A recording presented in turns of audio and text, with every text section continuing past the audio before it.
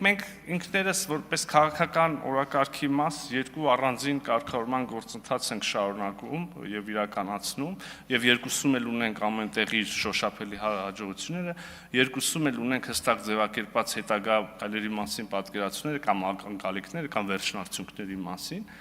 եւ այս ամբողջ ինչ որ ասեցի հրապարակային, այստեղ մի գրամ գաղտնիք չկա եւ մենք ասում ենք, որ սրանք ամեն դեպքում մեկը մյուսով պայմանավորված չեն, բայց նաեւ եթե լրիվ օբյեկտիվ ուսումնասիրող որպես քաղաքական օրակարգի մաս, բայց լրիվ օբյեկտիվ ուսումնասիրողի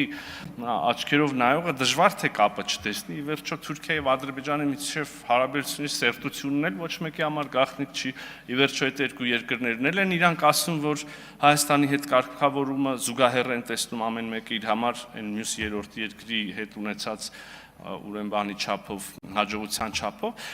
բայց այսինքն ինչ որ առումով այս կապը մենք պետքա ճանաչենք, բայց նաև դե իհարկե դա հո երրակողմ կարգավորում չի վերջո,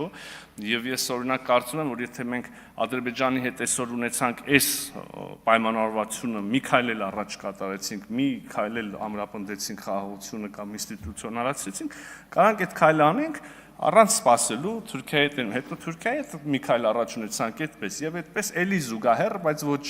նույն օրը կամ բանով էլի, այսինքն այո, ինչ որ կապ անշուշտ կա, բայց դրանք դնել նույն տեղ, նույն վայր, նույն ժամ, երևի մի քիչ չափազանցություն կլինի, իսկ ընդհանուր առմամբ ես կարծում եմ, որ կարևոր է այնուամենայնիվ նկատել, որ Ադրբեջանի նախագահի եւ ինչպես մեր մյուս գործընկերների